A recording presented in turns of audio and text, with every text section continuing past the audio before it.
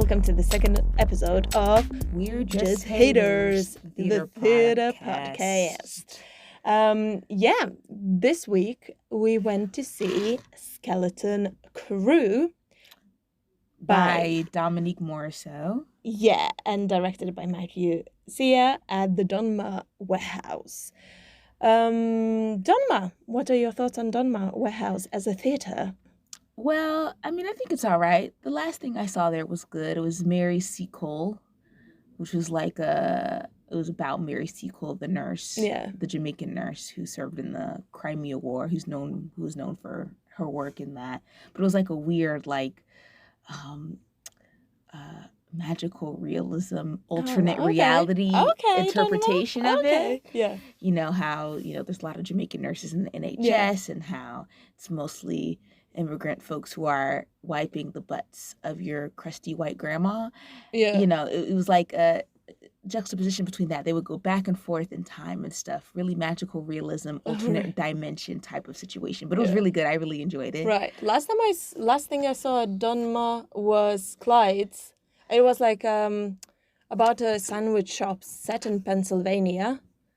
Kind of like similar vibes as this play that we've seen. It makes sense that they're similar because the playwright of Clyde's, Lynn Nottage, and the playwright of Skeleton Key, Dominique Morisseau, they're in the same type of thing. They're both American Black female playwrights, and they do write similar themes. And it was trying to make that point about hopeful tomorrow, but ended up being about sandwiches. I remember me and my friend, when after the show we looked at one another being like, what this play was about. And she was like, sandwiches? I was like, right? So, It's funny, they're doing another play later this season by the same playwright, by Lynn Nottage, Intimate Apparel. What is that one about? It's about this woman ages ago who was making lingerie, who makes luxury lingerie. Oh, okay.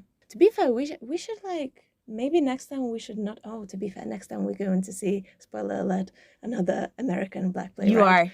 We are. That's true. Next week we're seeing it. So, I think that one we're going to have a lot to talk about with that one because it is, we don't want to spoil it, but it's we don't want incendiary. We don't particularly want to go and watch it, to be fair, but we'll do it. We'll do it for you guys. For the art.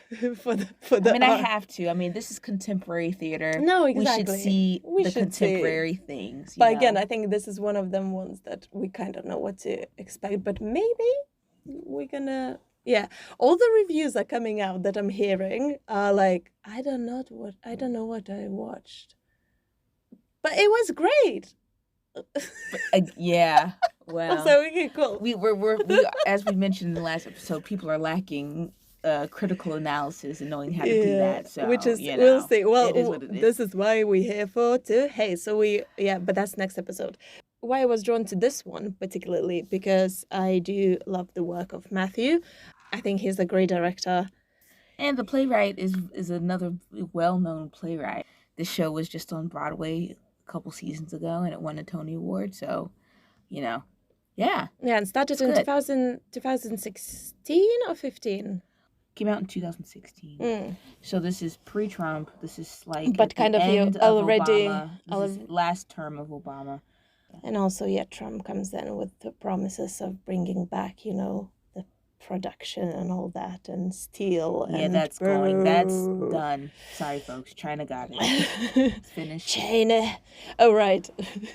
That's enough. That's enough of us. Let's jump to Renata and Rasa in the past and the gloomy, London town. Yeah, because it was terrible weather that day, so. Surprised. Right, so we're inside.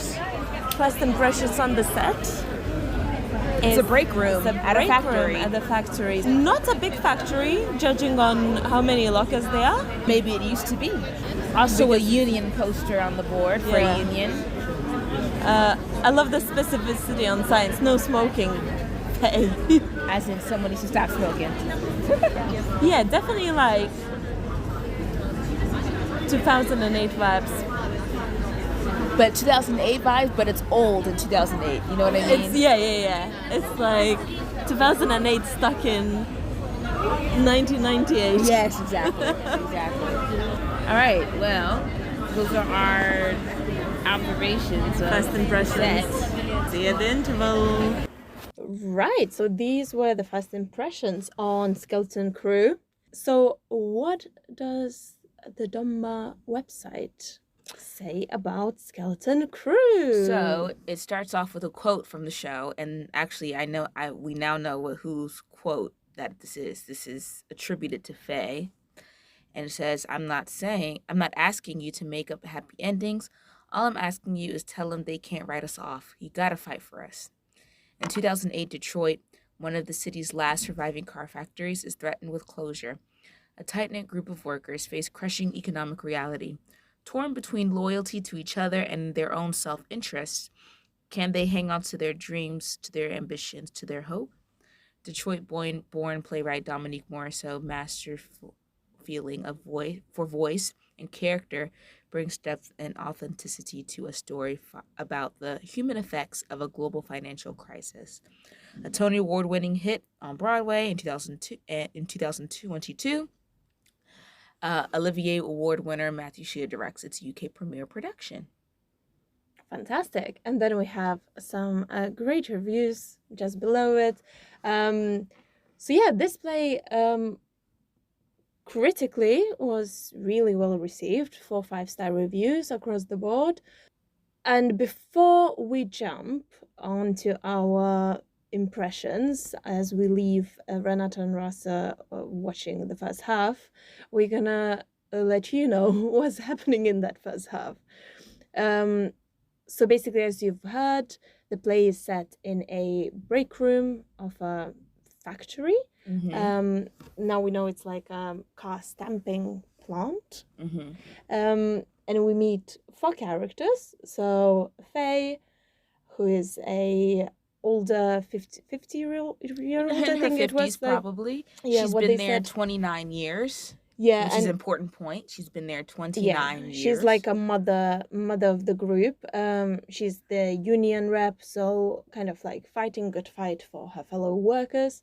We have Reggie, who is a soup? Yeah, supervisor. Yeah.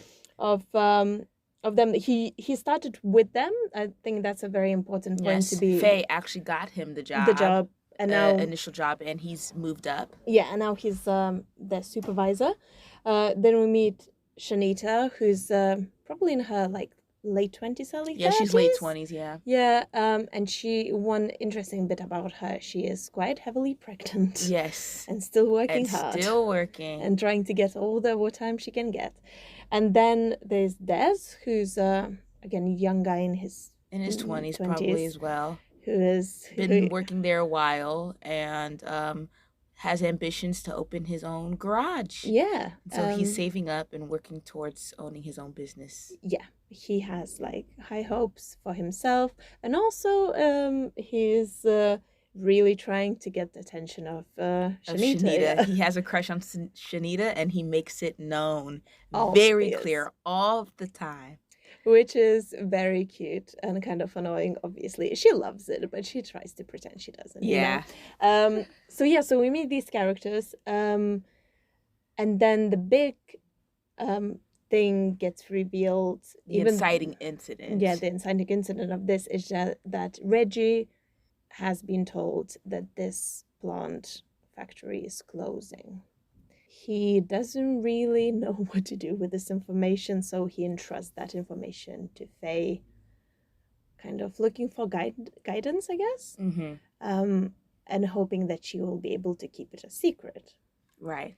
In the beginning, she's obviously says, no, people need to know. You know, they shortchanged a lot of people when they were closing down all those factories.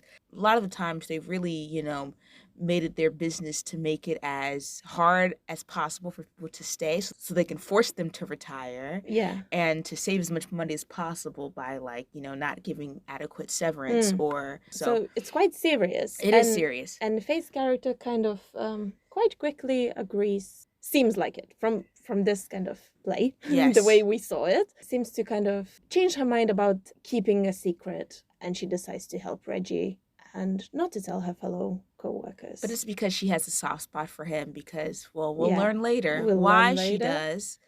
she decides to keep it and does give Reggie basically, you need to figure out, once you figure out everything what you're gonna do, you need to tell me, and then we have to tell them.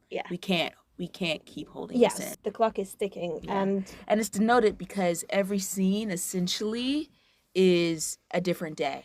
So these are days passing throughout the whole play, probably about a week or two, almost, probably. And then what else we learned in this act 1 is that other plants around them started to close as well. And people started stealing the materials, raw materials from them, because like, you might as well get something out of it. Exactly. If they're not going to give you good severance, if they're not going to, give you good, benefits on your way out. You might as well. Steal. Because, also what we learn in this Act 1, that Faye, she's actually sleeping in the break room. Yes. That she doesn't have a house. That makes kind of like, that is important, because after the information that people are stealing raw materials, they increase security and they hire the overnight security. This is what Reggie says. So what it means, like, Faye can really get caught. Exactly. Anytime. And then she'd probably get implicated in being the one stealing the materials, because she's the one staying on site at night. Also, what is revealed quite early to us, and not other characters, that just later, that Des has a gun in his backpack. He comes into work with gun every day. And by the end of Act 1, because of increased searches, Des is being stopped by Reggie and asked to show what he has in his backpack. He refuses. It's the whole thing. And then finally he kind of like, do it. And what does Reggie find? He finds some materials, but it's not clear whether or not they came from the plant or not, because Des is not saying anything. He's keeping his mouth shut, and eventually he lets him search the bag. Eventually he lets him search the bag, but he doesn't say anything. And because Reggie, he feels like Reggie already sees him as a thief. He already thinks of him in that way. So what's the point of me defending myself? So I'm just going to shut up and let you look, but I'm not going to say anything. So Reggie finds parts that look like could belong to the plant they're working in. But who knows? Who knows? And also a gun. But the thing is, it was a rough time back then. He had to keep the strap on him. Nobody's saying that. So that's what. But it's obviously like against the rules of the plant. You couldn't come in strapped there, I guess. Yeah, probably not. Probably not. With the, and then we have an interval. So now let's go back to hearing us at interval. I was worried that in the beginning, I was like, oh my God, I don't think I'm going to hate this. But it's fine. Yeah. No. I knew it wasn't going to be weak. No, but I will say, the accents are pretty good, but it is very specific Detroit accent, which is making me laugh because it reminds me of how people I know who speak that way. It's funny. It's good. It's good. But well done. And what is it about, some men just love them some pregnant women. They just do. They will holler at you just fully pregnant, and they just I don't know what it is. But also it's a work-based situation, you need to have a crush. You need to have a work wife, otherwise it's just boring. Exactly. Otherwise it's just boring. Especially when you're doing the same actions, repetitive actions every single day, over and over and over again. Jesus. You need to keep it spicy. Your sunglasses. So when we talked on our first episode about sometimes you don't need words. A lot of could be said in silence, in a look, in like things. I think this is kind of the opposite side of the spectrum. And like, I really liked it in the beginning because I was like fully immersed. But then those kind of like long pauses and long silences kind of like, I don't know, they kind of like, the rhythm dropped completely.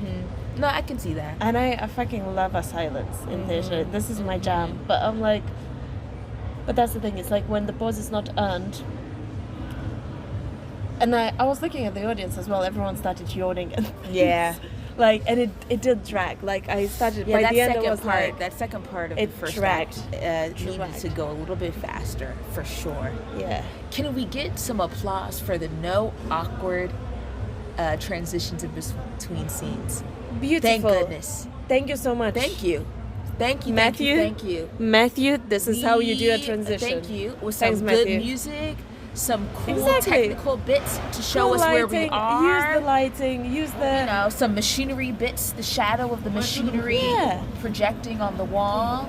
The sound of like the kind of the line and all that. It was also like super denoting effective. The tension rising. Yeah, you know? and like it was very cool when like it all like came to stop.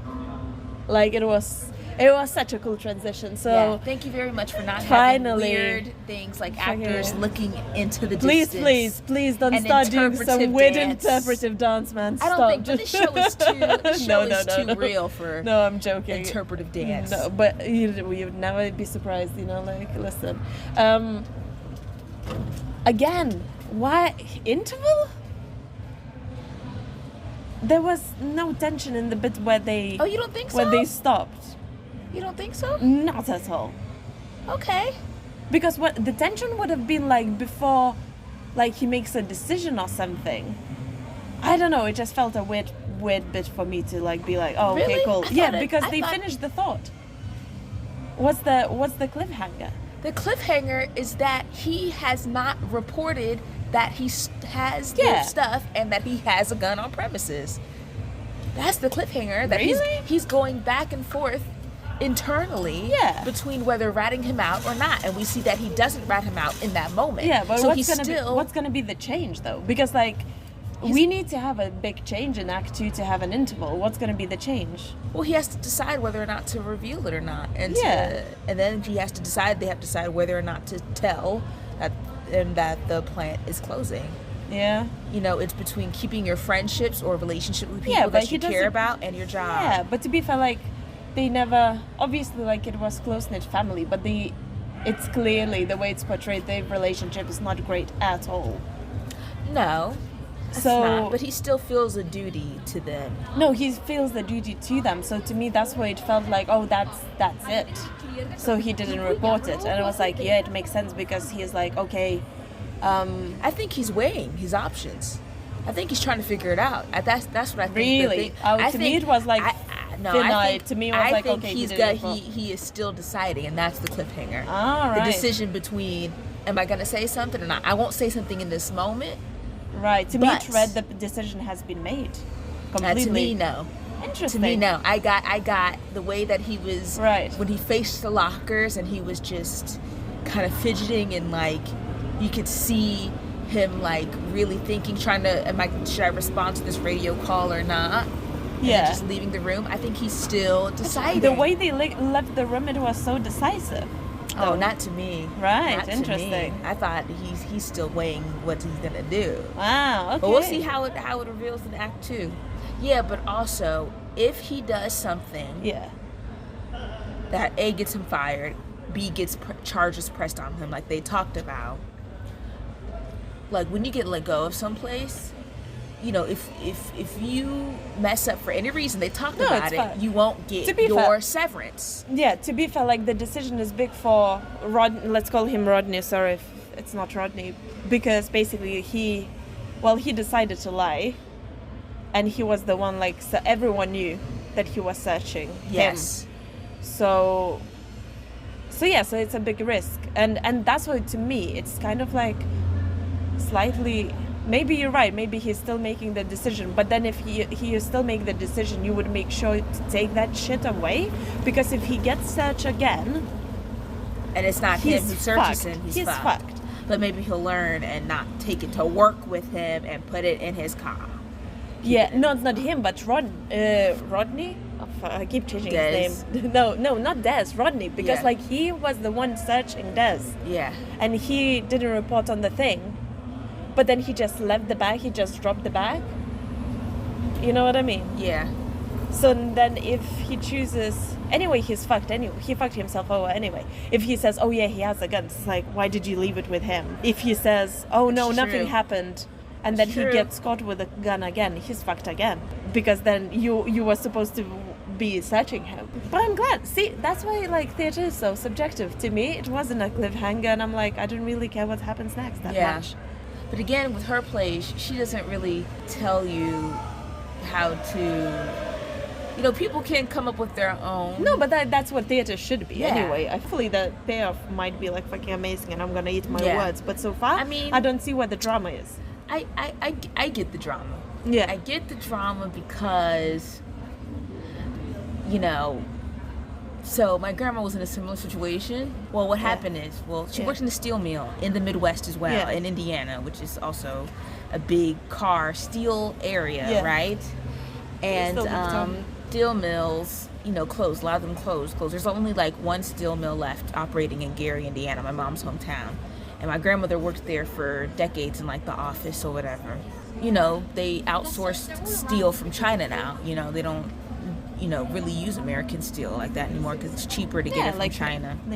You know, labor conduct. You know, my grandmother still gets $900 a month from her pension from the steel mill. Yeah. You know, she was a part of a union and everything like that. So what happened was, when she was in her 50s, you know, in the 90s, in like the mid-90s, you know, she was in her 50s. She wasn't, you know, she was about 10 years or less from retirement age. She wasn't at retirement age.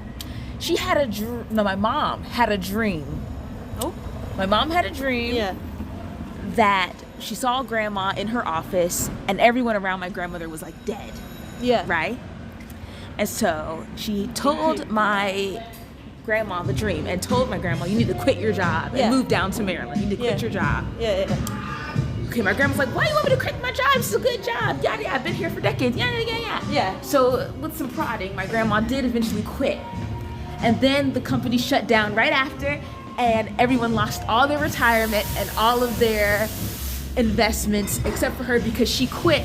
Right. She retired actually before the company went bust. And that would be an interesting story. Yes. See, well, like what you just said about your mom, that's more dramatic for me. We'll see how it pays off. We'll see how it pays off. Her reasoning for letting Rodney go. Because she does seem like a hard ass for me, and I don't know if she would keep it secret like that. That's what I'm saying. Like I don't really believe that. But I'm sure it all will be explained. All right. See you after.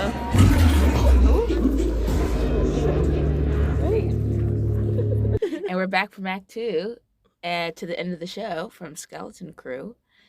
So I guess we should just go through what happened in Act 2. So, you know, we're back at the from the end of the scene of Act 1. So Des is just sitting there upset because he got searched. Faye and Shanita are just asking him questions about why he has the materials, why he has the gun. They're trying to get information out of him, but he's not really super forthcoming at first. But eventually he says, I did not take those materials. I bought them at an auction because all of these sites that are closing are all auctioning off their stuff. Yeah. So he's able to get the hookup and be able to buy them in an auction. He's getting ready for his future business. Yeah. And the gun is protection. Also, we forgot to mention that last scene in Act 1. Des has gotten to a fight. He's gotten beat up. Yeah. And so we understand that he needs the gun. That's why he has the gun, because it's for protection. His reasoning behind bringing the gun and the stuff into the factory with, you know, locked in his locker is that what if they break into his car and steal it? So that makes complete sense or whatever. And so now closing is imminent. It's not completely confirmed at this point to the rest of the people. But Des pretty much, you know, Shanita is just kind of like really in denial, I think. I would say she is. I think she knows as well. She's switched on. But she's like totally in denial though. Yeah. She doesn't really admit it until nearly the end. We learned that she had a good job offer. At a copy, like a Staples something, like a Staples or like an Office Depot or something. Yeah. But she refused because she feels like she's making a difference working here because, like, I don't know, someone uses the car she makes and like it gives her meaning rather than just copying. And it makes her dad proud of her. Yeah. And, you know, Reg has yet has not said anything to the superiors about the gun and the parts. Yeah. I mean, Rasa didn't think it was clear that that's what he was doing. I thought he made a decision. I thought it was clear that he did not make a decision yet. Make decision. He was like, I made a decision. I thought it was clear that he did not make a decision that he was going to tell the superiors. But we realized he has not said a word to anybody. About it yet. Then there is the whole thing. It's kind of like realizing that this plant is closing, and the characters are talking about what they're gonna kind of do next. Yeah, and then, Shanita and Des have a moment finally acting upon their trauma bonding desires. And Shanita makes the first move, actually. Yes, girl. And she's like, I ain't never broken a rule in my life. And she said, but I've got to break one now. That Des is cute, you know what I mean? I cannot blame her. So, they, act upon do the thing. it, They break the rules because, doesn't matter. Doesn't matter. Anyway. It's closing, it's happening, or whatever. And then we learn that Reggie's mother and Faye were lovers. Yeah. And that's why she sees Reggie as her son. And Des brings this up because, why are you so soft on him? And that's the reason why. Yeah. And we find out that the reason why Faye is living in the factory. We know now because Faye comes in from the cold. Detroit is cold as hell, y'all. It's cold in the Midwest, okay? It's so cold in the deep. If you guys remember that meme. Anyway, she was sleeping in her car, but then later on in the night when she thought everyone was clear, she comes back into the break room. So and Reggie's in there because he's kind of doing some security bits. And Faye comes in and Reggie's like, what are you doing here, Faye? And Faye finally reveals, I've been sleeping here. I lost my house. And the reason why she lost her house is because after Reggie's mom died, she developed a gambling addiction. And we kind of see inklings of it in the first act and second act when she keeps trying to get Des and Shanita to play spades with her, with money. And gambling's against the rules or whatever. Yeah. And she keeps trying to get them to play to take your money, like she says. But she talks about, she just went into a spiral and was always down at the slot machines, always down at the casino. And as a result, she lost her house. She got behind on the property taxes, and she had to go. Got foreclosed on. Her son, who she mentions a couple times, she doesn't really have a big relationship with him because he thinks being gay is bad. I don't know if it's him or his missus's family, but basically she can't see her grandchildren because only on holidays, she said. So nobody wants a gay grandma or whatever. That's what. So it's quite heartbreaking, and obviously it's quite heartbreaking for Reggie because obviously you can see that he loves her, his own mom a little bit, and it's heartbreaking for him that he didn't see that she was in so much trouble. Especially when he just bought this fancy new house for his family and all that. That he's very proud of. Very proud of. And, and she's been sleeping essentially rough. And then there's a very lovely kind of tender moment where Reggie asks her, basically says you coming home with me? Well, before that, it's a new scene. Reggie comes in and Faye's in the bake room and he is totally distraught. Panicking. Oh yeah. And he's Faye's trying to get the information out of him. It's like, why are you panicking or whatever? Why are you like this? Because before we learned that the higher ups have asked to get Faye to retire. No, before that they wanted Des. They wanted to fire Des. But he was like, no. We need Des. But then they asked, okay, if we want Des to stay, that's okay, but we have to ask Faye to retire. Yeah. And as they keep mentioning in the play, 29 years of service is different than 30. After 30, you get, unlock some type of really good benefits and stuff after retiring after 30 years. And so Reggie comes in, he's distraught because he thinks he has ruined his career because he had an encounter with a supervisor and in which he kind of, almost he was He was a bit of a man. Yeah, he stood his ground and finally, exerted some force. He almost hit him, and he looked in that man's face and scared the shit out of that man. So he thought that was going to be the end for him. He thought that he was done. Yeah. He was finished. And he's also like then worried, obviously. He just bought this fancy new house. Imagine if how's he just gets fired because of because of that incident. Yeah. But then Faye says that I can help you by retiring. Yeah. And that if I retire, then that would show that you've done your job and that you're good at your job and you're a good manager.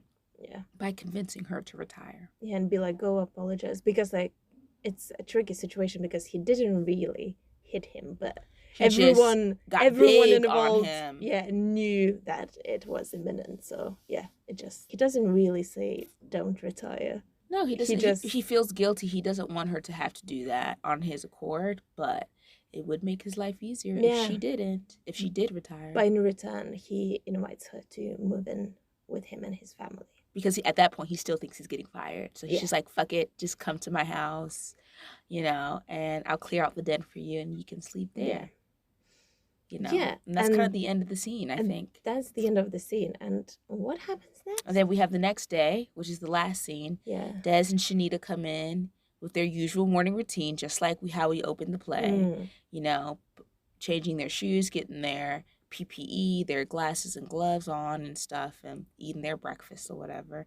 And then they see that Faye has left a pot, some coffee grounds. Fancy coffee. Specifically, I know what coffee it is. Yeah. It's Cafe Du Monde coffee from New Orleans, chicory coffee, and you're supposed to eat it with beignets. It's really good coffee. Yum. I actually just had some last week because my mom bought me some from New Orleans when she went. Anyway. Yeah. And so they're like, oh, where's Faye? And they don't think nothing of it because they think, oh, maybe she's just late or whatever. Reggie comes in and says, okay, we have a unit meeting coming up soon. And, this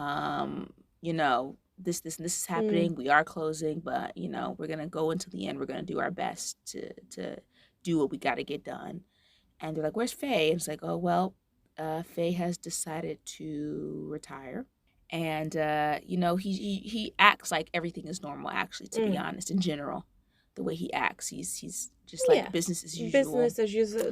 Let's get on with it. We also find out in that last scene that someone lifted some stuff, some more big old stuff off of the factory the night before. Coincidentally, the night before. And somehow Reggie as well is quite happy about it. Yeah, he's just like, oh, well, someone stole something else. Okay, well. Devastating. Let's get on with it. Let's do get this. on with it. And then Faye and Shanita think that it was Faye who stole the stuff. But they can't do anything now because she's retired. And also, then we have the end scene. Yeah. Where I don't know what happened to everyone involved. Yeah. But let's keep it a secret what happened because we're going to hear from Renata and Rasa now. Yes. And their thoughts after the end of the show. All right. So, after show thoughts? I think we had a little bit of a overacting issue going on. The emotion was not earned. We could have scaled it down 5 notches and it would have been fine. We can still feel the emotion, the distress, without you yelling. Emotion is felt when it's just like the smoldering and, that. But it was a bit too much for me. Yeah, comical. Yeah, people were laughing. Actually, people next to me were definitely laughing. We were laughing together. You gotta, it's about reeling it in. You can get that emotion, but keep it, contained. It's not the actor that's supposed to feel, or, I would it's have felt the ending. Yeah, that was a bit. The string. Because soundscape was so cool. Yeah. And then you get the strings. Yeah, acting-wise as well, because the playwright writes in a monologue way. Yes.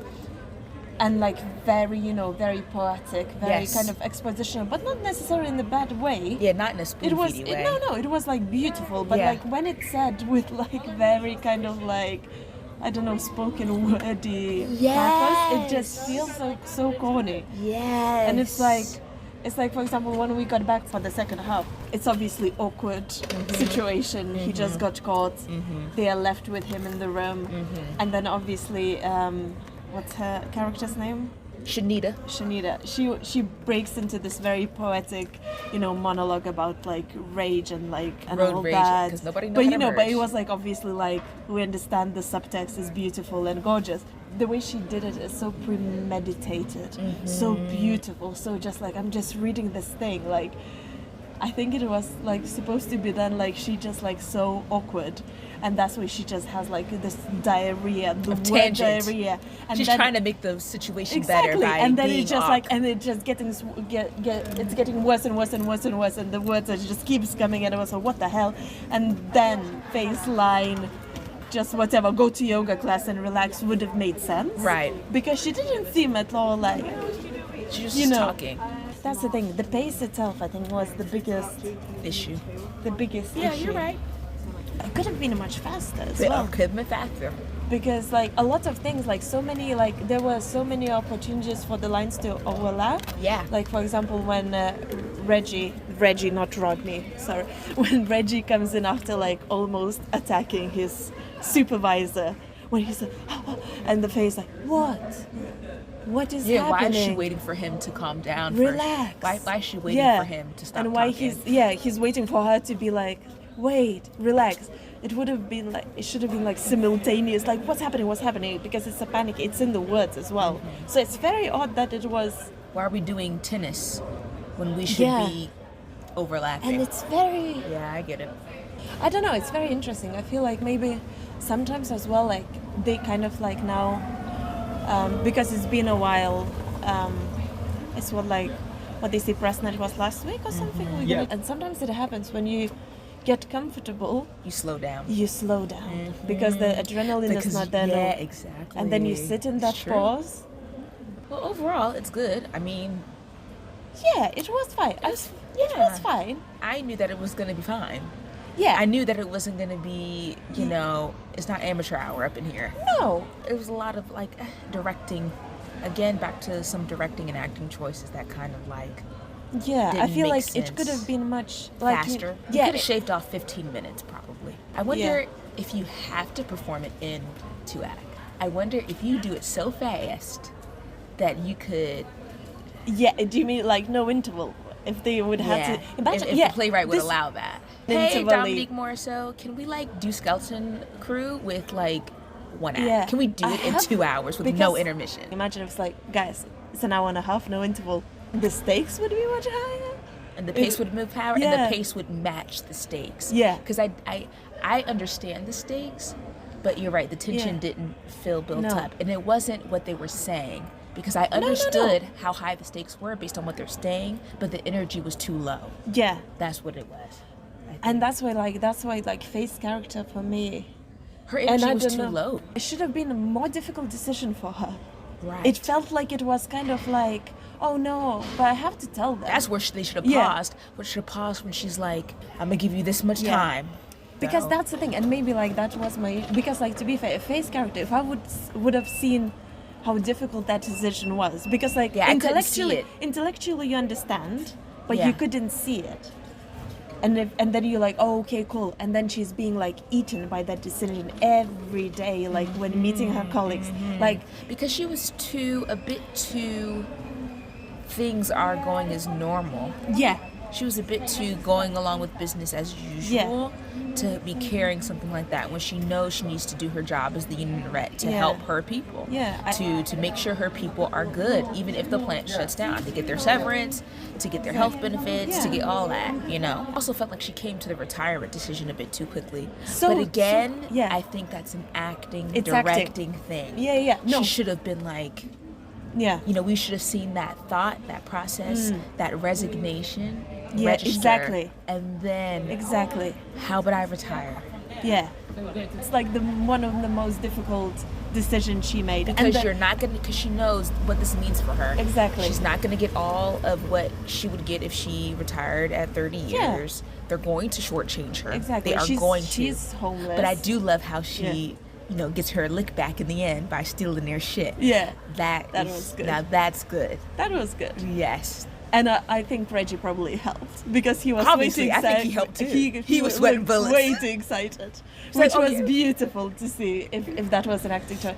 I think like what we talked about like in the first episode is when like the play can't really be, it's kind of like directing and acting can't really like help the play that much. I think this is the opposite. This is the opposite. The play was there.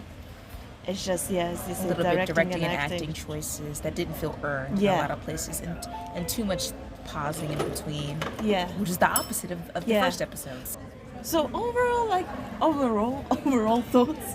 I mean, it's good. Actors did a very good job. Yeah, the play is good. Yeah, it's just that some of the acting and directing choices could have been different, and they could have gone faster. I think pace is the number one thing. It is, and pace and seeing someone's thought process. But again, maybe sometimes it's good to have, haters in the room to be like, Matthew, listen, I love what you do. But hating with love. Yeah. Hating I love what you do. Exactly. It's like, I love what you do, have you considered this?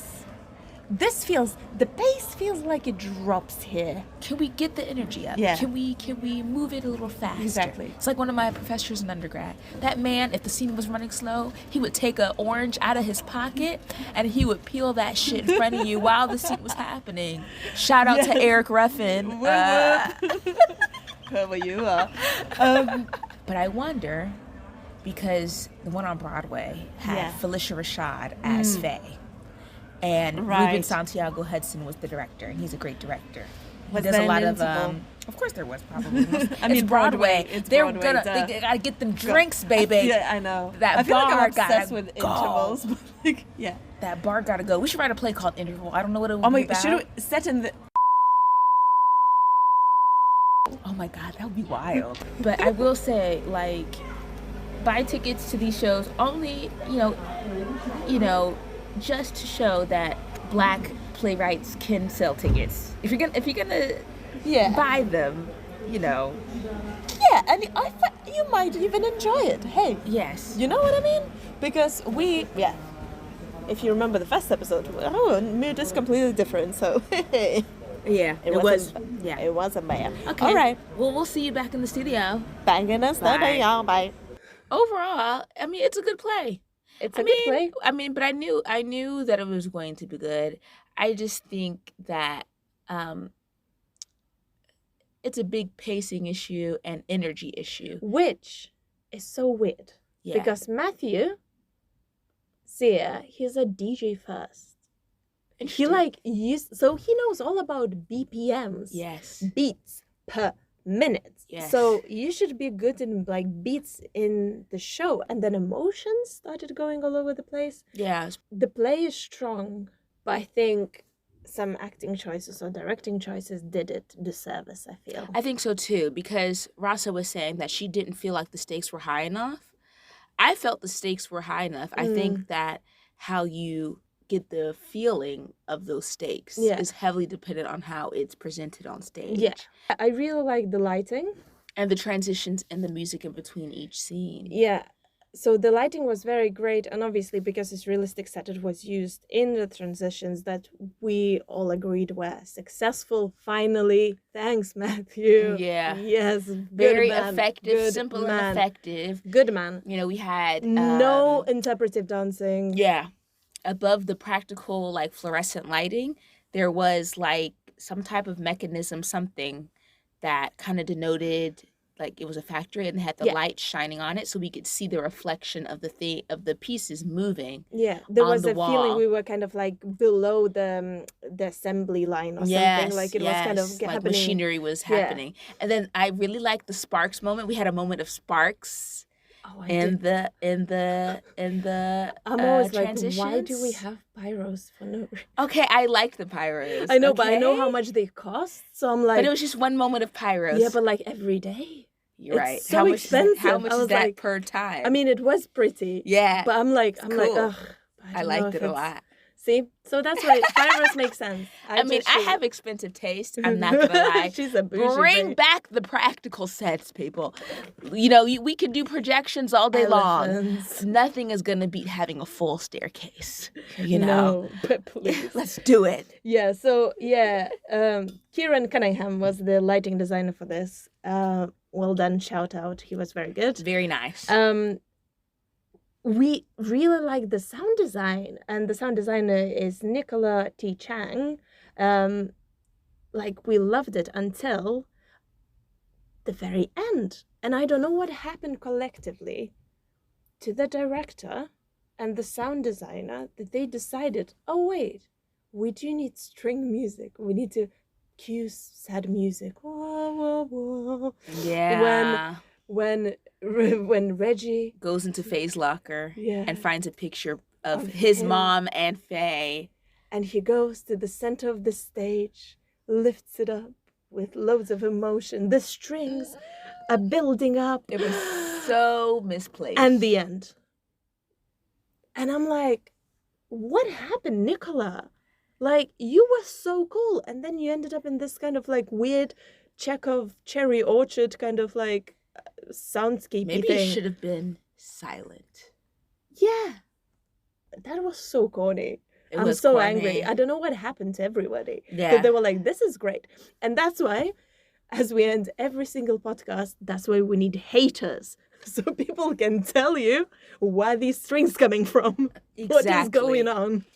But it was a good show. It's a good piece of theater. It's a good piece of theater. And if you want to see good theater, you can go see it. Exactly. For sure. Exactly. Interesting kind of story about working class, nothing not to love, except for all the things that we hated on. Yes. On the second episode. Yes. We're Just Haters podcast. We're Just Haters podcast. See you next See you in the next one. Ooh, Bye-bye. next one is going to be interesting. Bye. Yeah.